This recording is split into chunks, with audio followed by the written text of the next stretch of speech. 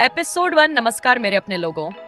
अगर आपको डरावनी कहानियां सुनना पसंद है तो अभी हमारे चैनल सुनील श्रीवास्तव डरावनी हवेली हिंदी स्टोरी को सब्सक्राइब कर लीजिए, क्योंकि आज जो कहानी मैं सुनाने जा रही हूँ वो सिर्फ कहानी नहीं, एक सच्चाई है जो आज भी अंधेरे में जिंदा है।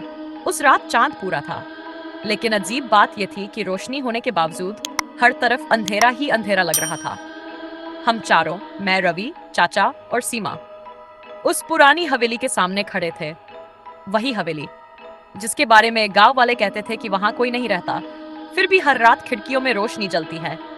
ये ठीक नहीं है, हमें वापस चलना चाहिए। सीमा की आवाज कांप रही थी। रवि ने टॉर्च जलाते हुए कहा, डरने की जरूरत नहीं, बस एक बार अंदर देख लेते हैं। मैंने हवेली की तरफ देखा। ऊपर की खिड़की में कोई खड़ा था, बिल्कुल स्थिर, जैसे हमें ही देख रहा हो। तुमने देखा? मैंने धीरे से कहा। चाचा ने तुरंत नजरें फेर ली। कौन? वहां कोई नहीं है, लेकिन मुझे साफ दिखा था। वो परछाई हिल भी नहीं रही थी। अचानक पीछे से झाड़ियों में खड़खड़ाहट हुई। हम सब एक साथ पलटे और तभी एक अजीब सी हंसी। हा हा! सीमा चिल्ला पड़ी। किसकी आवाज थी ये? रवि ने टॉर्च उस तरफ घुमाई, लेकिन वहां कोई नहीं था, बस एक पुराना कुआं और उसके पास मिट्टी से बाहर निकला हुआ एक काला हाथ। मैंने डर के मारे आंखें बंद कर ली और तभी हवेली का दरवाजा अपने आप धीरे धीरे क्रीक की आवाज के साथ खुल गया, जैसे कोई अंदर बुला रहा हो। अरे सुनिए, आप लोग क्या करते अगर आपके सामने ऐसा दरवाजा अपने आप खुल जाए? सच सच बताइए, अंदर जाते या भाग जाते? कमेंट में जरूर लिखना, क्योंकि उस रात हमने जो किया वो शायद आप ना करते। और हाँ, अगर अभी तक सुनील श्रीवास्तव डरावनी हवेली हिंदी स्टोरी को सब्सक्राइब नहीं किया है तो कर लीजिए, क्योंकि कहानी अब और खतरनाक होने वाली है। तो दरवाजा खुल चुका था। रवि ने गहरी सांस ली।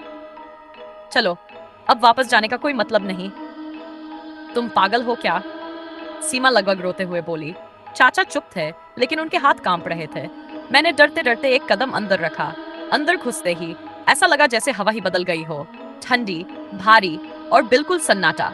टॉर्च की रोशनी में दीवारें टूटी हुई थी, लेकिन अजीब बात यह थी कि घर के अंदर से हल्की हल्की रोशनी आ रही थी, जैसे कोई अभी भी यहाँ रहता हो। ये देखो, रवि ने फर्श की तरफ इशारा किया। मिट्टी पर ताजे पैरों के निशान थे और वो सीधे सीढ़ियों की तरफ जा रहे थे। सीमा ने मेरा हाथ कसकर पकड़ लिया। कोई ऊपर है? तभी ऊपर से किसी के चलने की आवाज आई, धीरे धीरे, ठक ठक। हम सब जम गए। चाचा ने हिम्मत करके आवाज लगाई, कौन है वहां? कुछ सेकंड तक सन्नाटा रहा, फिर ऊपर से एक औरत की आवाज आई, बहुत धीमी। तुम लोग क्यों आए हो? मेरे रोंगटे खड़े हो गए। रवि ने जोर से कहा, हम बस देखने आए हैं। अचानक वो आवाज गुस्से में बदल गई। यहाँ कोई देखने नहीं आता, यहाँ जो आता है वो लौट कर नहीं जाता। सीमा रोने लगी। मैंने कहा था ना, हमें नहीं आना चाहिए था। तभी सीढ़ियों के ऊपर एक परछाई दिखी, वही जो हमने बाहर खिड़की में देखी थी। धीरे धीरे वो नीचे उतरने लगी। टॉर्च की रोशनी जैसे जैसे पास गई, हमारा दिल तेज धड़कने लगा। और फिर उसका चेहरा सामने आया, लेकिन उसका चेहरा इंसान जैसा नहीं था। मेरे प्यारे दोस्तों, जरा बताओ, अगर आपके सामने कोई ऐसा चेहरा आ जाए जो इंसान जैसा ही ना लगे, तो आप क्या करोगे? सच में मैं तो उस पल खुद को संभाल ही नहीं पा रही थी। और हाँ, एक बात अपने बारे में भी बता दूं, मैं ऐसी कहानियां सिर्फ सुनाती नहीं, बल्कि उन्हें महसूस भी करती हूँ, क्योंकि जो डर उस रात मैंने देखा वो आज भी मेरी सांसों में बसता है।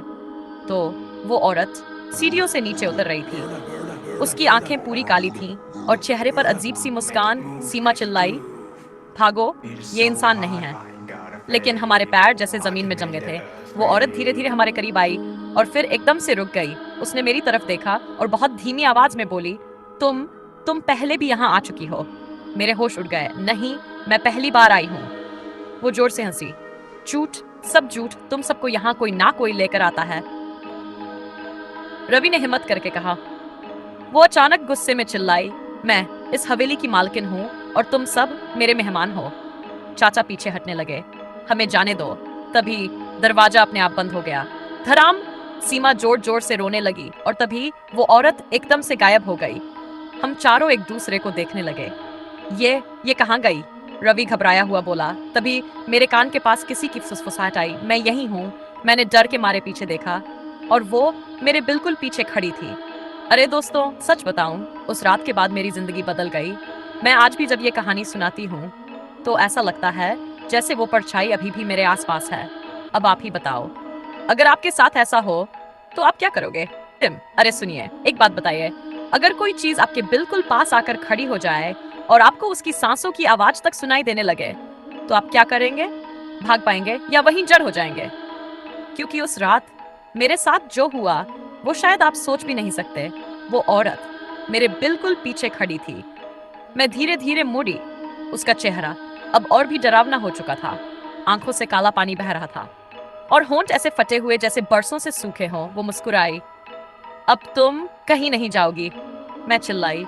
रवि, बचाओ मुझे। रवि और चाचा ने मुझे खींचने की कोशिश की, लेकिन ऐसा लग रहा था जैसे किसी ने मेरे पैरों को पकड़ रखा हो। सीमा जोर जोर से रो रही थी। तभी अचानक हवेली के अंदर जोर की हवा चली। खिड़कियां अपने आप खुलने बंद होने लगी और वो औरत जोर जोर से हंसने लगी। हाँ हाँ, अब तुम सब यही रहोगे। रवि ने पूरी ताकत लगाई और मुझे पीछे खींच लिया। हम चारों भागते हुए दरवाजे की तरफ दौड़े, लेकिन दरवाजा बंद था। चाचा ने घबराकर पास रखी लकड़ी उठाई और दरवाजे पर मारने लगे। खोलो, खोलो, हमें जाने दो। तभी पीछे से वो औरत फिर बोली, जाना इतना आसान नहीं है। मैंने हिम्मत करके भगवान का नाम लिया और आंखें बंद कर ली। अचानक धड़ाम, दरवाजा अपने आप खुल गया। हम चारों बिना पीछे देखे दौड़ते हुए हवेली से बाहर निकल गए। बाहर आकर हमने एक बार पीछे मुड़कर देखा। वो औरत खिड़की में खड़ी थी और धीरे धीरे हाथ हिला रही थी, जैसे कह रही हो, फिर आना। उस रात के बाद हमने कभी उस हवेली की तरफ नहीं देखा। लेकिन आज भी गांव वाले कहते हैं, हर अमावस की रात वहां खिड़की में रोशनी जलती है और कोई बाहर खड़े लोगों को देखता रहता है। अरे दोस्तों, जाते जाते एक बात अपने बारे में बता दूं। मैं ऐसी कहानियां सिर्फ इसलिए सुनाती हूं ताकि आप सावधान रहें, क्योंकि हर डर सिर्फ कहानी नहीं होता। कुछ सच्चाइयां भी होती हैं जो छुपी रहती हैं अंधेरे में। और अगर आपको मेरी आवाज, मेरा अंदाज पसंद आता है तो दिल से सपोर्ट करना, क्योंकि आपकी एक छोटी सी सपोर्ट मेरे लिए बहुत बड़ी हिम्मत बन जाती है। फिर मिलेंगे एक और सच्ची और डरावनी कहानी के साथ। Bye bye, take care.